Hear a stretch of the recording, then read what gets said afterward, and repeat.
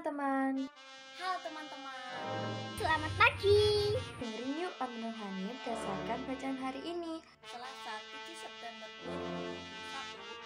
2021. Injil Lukas bab 6 ayat 12 sampai 19. Dalam melakukan pengajaran, sekurang-kurangnya ada 3 cara yang dilakukan oleh Yesus, yaitu pertama lewat kata-kata, yang kedua lewat tindakan, misalnya ketika membangkitkan Lazarus yang sudah 4 hari dikubur, dan juga melalui keteladanan. Hari ini, hari Selasa tanggal 7 September 2021, perikop yang diberikan gereja pada kita dari Injil Lukas bab 6 ayat 12 sampai 19. Yesus lebih banyak memberi teladan kepada kita. Dikisahkan bahwa suatu hari Yesus naik ke bukit dan semalam-malaman Yesus berdoa. Esoknya ketika hari sudah siang, memilih di antara orang-orang yang mengikuti Yesus itu ditentukan 12 orang yang dipilih sebagai rasulnya.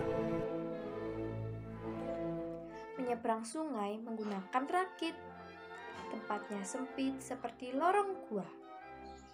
Suatu ketika Yesus pergi ke bukit, semalam-malaman di sana berdoa.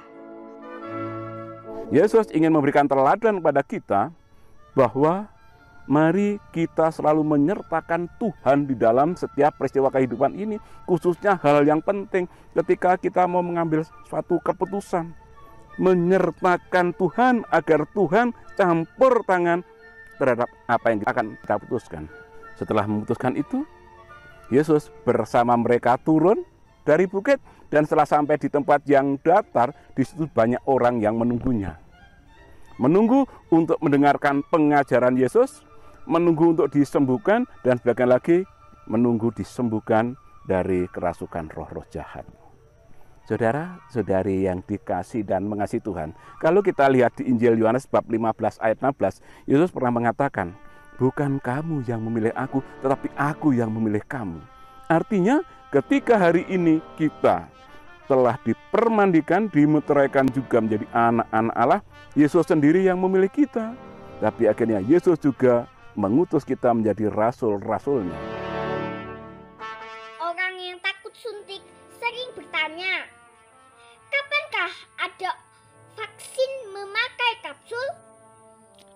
Yesus memilih 12 muridnya, kemudian ditetapkan sebagai rasul.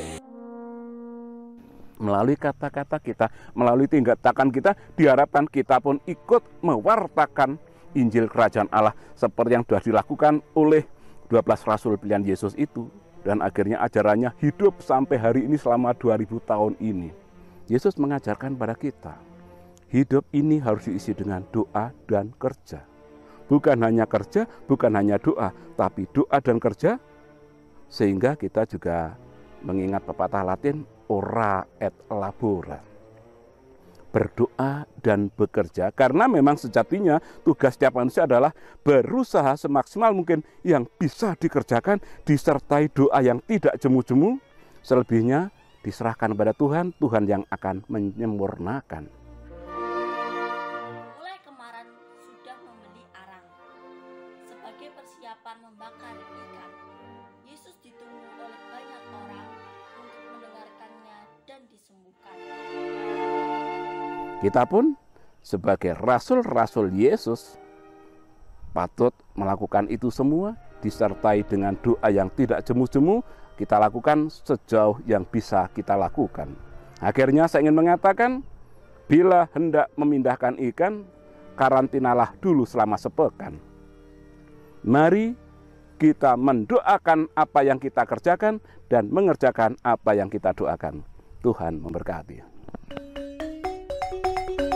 Et benedictio Dei omnipotentis, Patris, et Filii, et Spiritus Sancti, descenda super vos et maneat semper. Semangat pagi.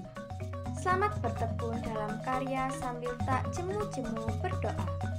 Salam seroja, Salam seroja, berkat dalam. bekas dalam.